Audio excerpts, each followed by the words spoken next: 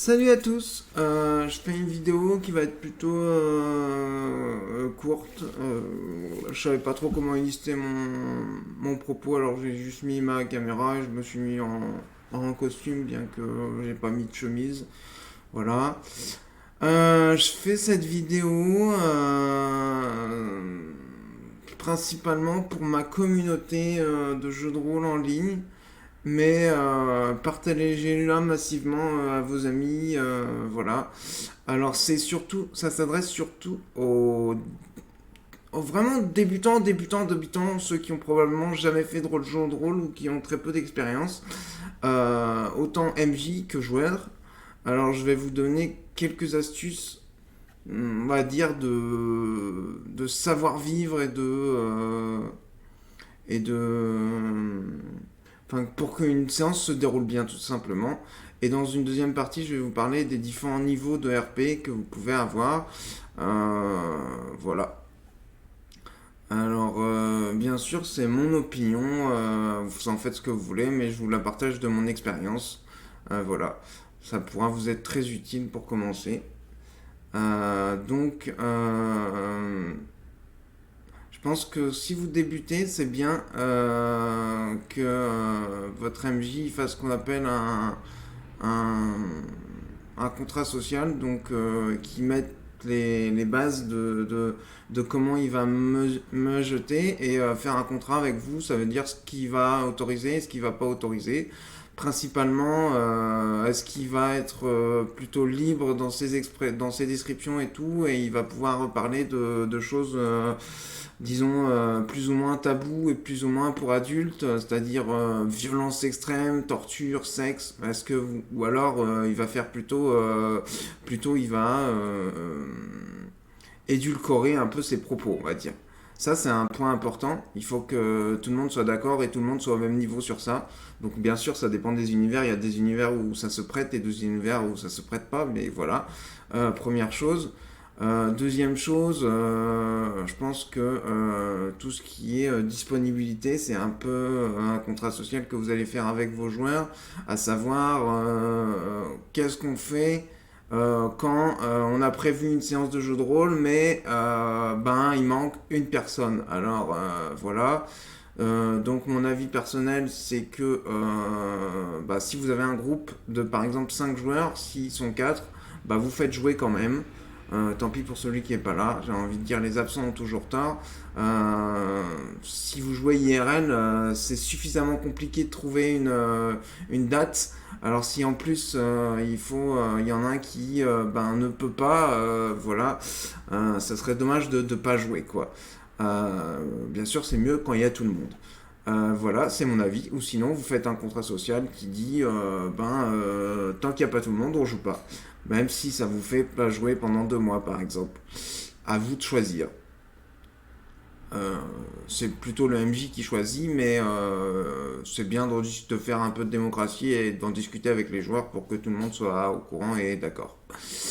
Ça, c'est pour tout ce qui est contrat social. Il y a peut-être d'autres trucs qui, voilà.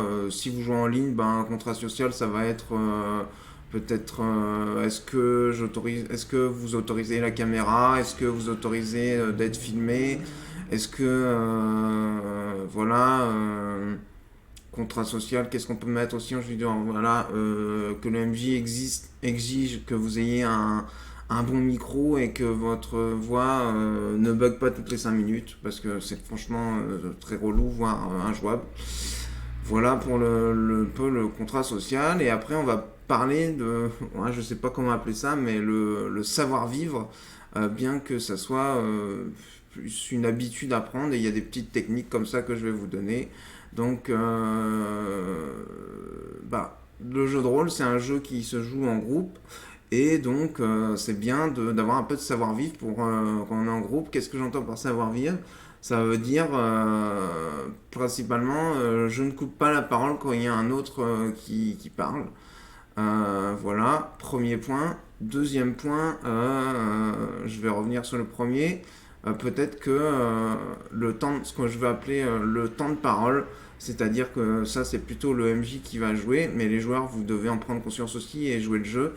Essayez d'avoir un temps de parole qui est assez réparti. Alors je vous demande pas de chronométrer votre temps de parole comme un débat de présidentiel, hein, mais essayez de laisser la place à tout le monde pour que tout le monde puisse s'amuser, quoi. Parce que s'il y en a y en a un dans la table qui ne fait que parler, que parler, que parler, et il s'arrête jamais et il y en a que pour lui, c'est chiant pour les autres. C'est ultra chiant. Alors voilà. Donc essayez. Donc une petite astuce pour ça, pour équilibrer le temps de parole, c'est ce que j'appelle le tour de table, c'est-à-dire le MJ dans telle circonstance, il va dire toi qu'est-ce que tu fais, toi qu'est-ce que tu fais, toi qu'est-ce que tu fais, toi qu'est-ce que tu fais, et essayez de demander à ce que ça soit pas trop développé, histoire que ils peuvent donner leur idée, et après vous gérez si c'est pas dans la après vous gérez en faisant plus développé, c'est-à-dire que vous gérez une par une les personnes. Voilà. Voilà pour le temps de parole, c'est important. Principalement, c'est au MJ de peut-être de moduler les ardeurs des plus de ceux qui ont tendance à tchatcher trop. Peut-être que le MJ il doit dire au bout d'un moment tu parles un peu trop, essaye de faire plus concis, voilà. Alors je sais c'est un peu chiant, mais voilà. Si vraiment il parle trop, quoi, il faut doser le truc. Parce que c'est important de laisser la parole et d'avoir un bon RP, et voilà. Oh, tiens, il y a quelqu'un qui regarde. Alors que j'ai même pas fait d'annonce. Et étonnant.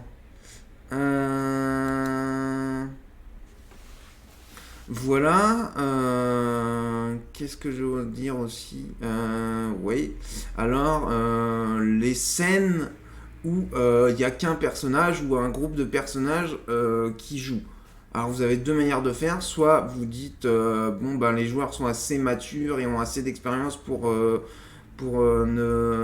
faire comme s'ils n'étaient pas là et de faire pas de HRP après, ou alors vous êtes à fond dans le RP et vous voulez pas que les autres sachent des trucs, alors vous les envoyez en privé. Donc si vous êtes en IRL, vous allez dans une autre pièce, et si vous êtes en virtuel, vous allez sur un autre channel Discord. Je suppose que je pars du principe que vous utilisez Discord, c'est la chose la plus répandue. Voilà, pour mes petites astuces, c'est principal, c'est des trucs, voilà, si vous avez l'habitude de jouer, Zoïs qui me dit c'est de la merde ce que tu dis, ça va de soi. Alors voilà, mais pour ceux qui débutent, c'est pas forcément évident, surtout si vous avez vraiment aucune expérience et que vous vous lancez dans le jeu de rôle. La vidéo est un peu courte, donc je fais un autre sujet. Pareil pour les débutants, mais qui peut être pour aussi les autres. C'est le niveau de RP que vous allez accorder à votre jeu de rôle. Alors il faut savoir que si vous faites du GN, donc du grandeur nature, si vous savez pas ce que c'est, le grandeur nature c'est du jeu de rôle, mais qui se fait IRL bien sûr, et vous incarnez physiquement le personnage. Et donc, il n'y a pas de je parle à la troisième personne, c'est vous incarnez le personnage, donc forcément, tout ce que vous allez dire, c'est votre personnage qui le dit. Voilà. Donc là, vous êtes dans une ambiance pure RP, et voilà. Et voilà. En JDR, c'est un peu différent, notamment chez les novices, plutôt chez les introvertis, les timides, ils ont tendance à pas. Alors là, j'émets pas de jugement, je fais je dis selon mon expérience et selon plutôt des faits. Moi-même étant quelqu'un de plutôt d'origine plutôt timide et asocial. Alors vous allez me dire, ouais, je fais plein de JDR et tout, ça se voit pas trop quand je fais du JDR. C'est vrai, parce que le JDR m'a beaucoup aidé à me développer dans ce milieu et à briser un peu ma timidité. Et je suis beaucoup plus à l'aise quand j'incarne un personnage à le faire jouer à la première personne. Donc les différents niveaux de RP. Alors vous avez le RP je parle à la troisième personne, donc ça veut dire mon personnage a dit qu'il voulait qu'on aille voir le chef de gang. en RP d'un second niveau, donc d'un niveau où vous incarnez vraiment le personnage, où vous parlez à sa place. Ça dit, viens, on va voir le chef de gang. Alors je le redis, il n'y a pas de bonne et de mauvaise façon. C'est selon comment vous aimez le jeu de rôle et à quel niveau vous êtes. Si vous êtes plutôt débutant, bah, vous avez tendance à parler à troisième personne. Si vous aimez bien le RP, que vous aimez bien l'immersion et tout, vous avez tendance à parler à la première personne. C'est un exercice qui n'est pas forcément facile, surtout quand il faut respecter le background et la psychologie du personnage. Voilà, enfin essayez en tout cas si vous êtes vraiment dans le RP pur et l'immersion pure. Voilà, alors ensuite je vais parler, c'est un peu le même sujet, de votre rapport entre ce que vous êtes vraiment dans IRL, dans la vie, votre personnalité, et comment vous allez interpréter votre personnage. Alors un débutant a tendance à interpréter un personnage, tous les interpréter de la même façon.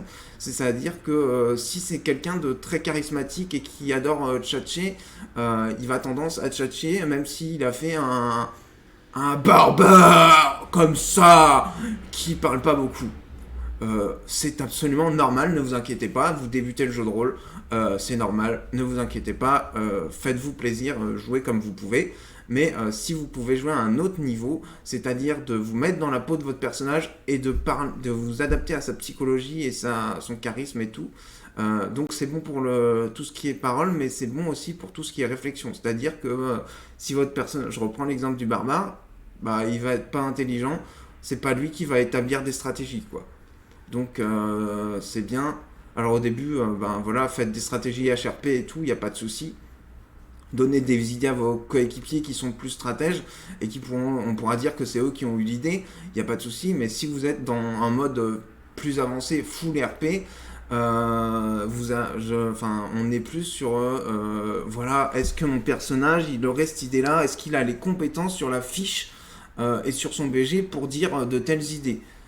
Donc là, n'hésitez pas, les MJ qui sont dans un mode plus immersif, plus full RP, à interrompre votre joueur et vous dire non, cette idée, c'est pas le genre d'idée que tu aurais eu. Alors ça va peut-être un peu frustrer le joueur, mais je précise que là, c'est encore un contrat social que vous avez fait en jouant vous êtes dans une table vraiment immersif, façon plus RP, pour plutôt des vétérans. Enfin, vous pouvez très bien commencer le jeu de rôle en full RP, il n'y a pas de souci, mais faites un contrat social et précisez-le à vos joueurs avant de jouer, que tout le monde soit d'accord sur la même chose. Voilà. J'avoue que moi, j'ai tendance à pas faire de contrat social et c'est un tort parce que, voilà, notamment j'ai des parties qui se sont mal passées ou mal débutées à cause de ça et sur lesquelles je suis obligé de repasser après que ça ait débuté, genre la séance suivante, et de faire un point HRP pour remettre les choses au point. Voilà, donc c'est valable pour tout, hein, le full RP. Est-ce que mon personnage va être charismatique et va parler souvent et va avoir un type de langage? Est-ce qu'il va développer bien ses idées ou alors il va parler de façon stricte et concise? Voilà, ça dépend ça dépend aussi du système, hein. C'est des systèmes qui sont pas faits pour du social, où c'est pas forcément adapté, mais dans les systèmes où c'est adapté, où le RP prime, voilà, vous pouvez adapter vos RP en fonction de votre fiche et votre psychologie.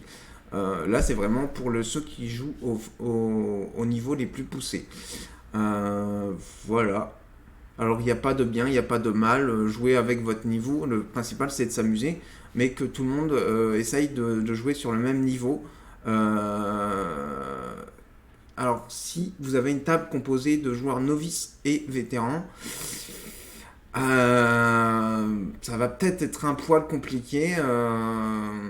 Essayez pour les vétérans faites comme vous voulez, mais je pense que le mieux c'est pour les vétérans de se mettre au niveau des plus jeunes pour pas les frustrer, pour pas qu'ils aient l'impression que vous êtes trop fort, vous êtes un joueur trop fort en fait, et que ça les frustre, quoi. Parce que vous allez avoir plus d'expérience, voilà. Après, ça, c'est à voir. Mélanger les expériences, ça peut être bien aussi. À voir entre vous. Voilà, bah cette vidéo a quand même duré un quart d'heure, s'achève. N'hésitez pas à commenter la vidéo. Donc je vais la publier sur ma chaîne perso et j'espère avoir l'autorisation de la publier sur ma communauté, la chaîne de ma communauté. Voilà. Donc si vous êtes sur ma chaîne perso, n'hésitez pas à me suivre sur mes différents réseaux sociaux. Euh, Facebook, Tipeee, si vous voulez faire un don, à vous abonner, à liker la vidéo, voilà.